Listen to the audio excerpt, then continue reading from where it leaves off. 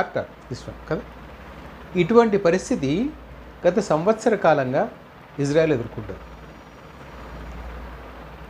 అంటే ఇజ్రాయెల్కి పొరుగునే ఉన్న ఇరాన్ చాలా కాలంగా, అంటే 1979 ఆన్వర్డ్స్ నాకు గుర్తుండి,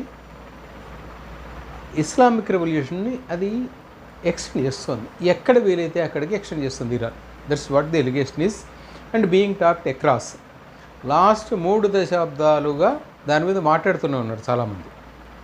80s, 90s, 2000, 2010, 20 ఇప్పుడు 20లోకి వచ్చాం కదా. గత 40 సంవత్సరాలుగా చాలామంది ఈ విషయం మీద మాట్లాడుతున్నారు. స్పృశిస్తారు. వాస్తవానికి ఇవాళ ఇజ్రాయెల్ 4 శత్రువులను ఎదుర్కొంటుంది.